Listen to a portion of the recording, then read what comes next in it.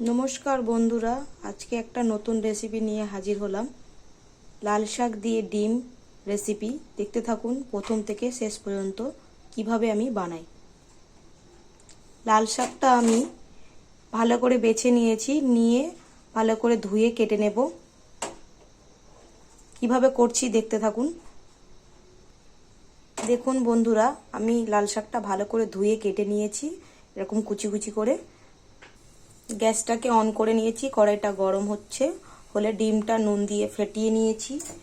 এই যে ডিম দুটো নিয়েছি, ডিম নুন দিয়ে ফেটিয়ে নেব, নিয়ে ওটাকে ভাজা করে ঝুরি করে তুলে নেব। দেখুন বন্ধুরা, এইভাবে ডিমটাকে ভেজে তুলে নিতে হবে। কড়াইতে আমি আরেকটু তেল দিয়ে দিলাম। এখানে পেঁয়াজ কুচি, লঙ্কা কুচি, রসুন কুচি ফোড়ন দিয়ে দিলাম।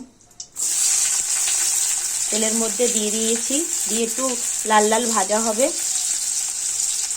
এর মধ্যে একটু নুন দিয়ে দেব, অল্প একটু হলুদ দিয়ে দেব। এবার শাক কুচানোটা দিয়ে দেব।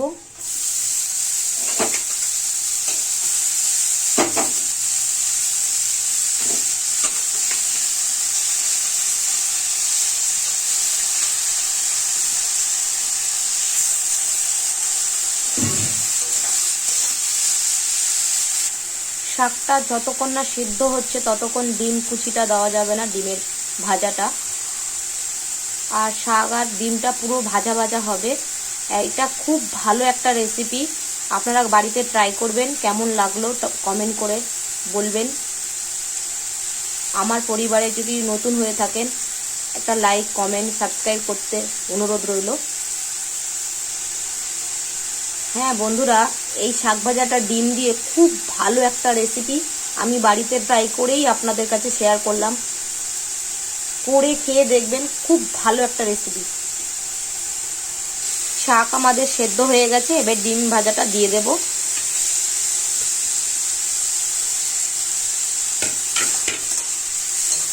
ডিম ভাজাটা দিয়ে ভালো করে একটু নাড়তে হবে।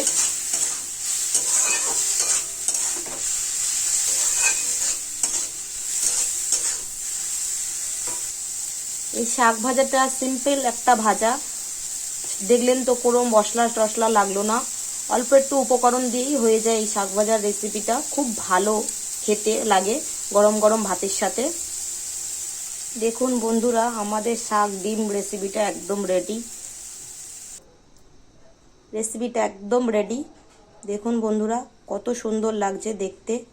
খুব সুন্দর একটা রেসিপি। ভালো লাগলে লাইক, কমেন্ট, শেয়ার করবেন।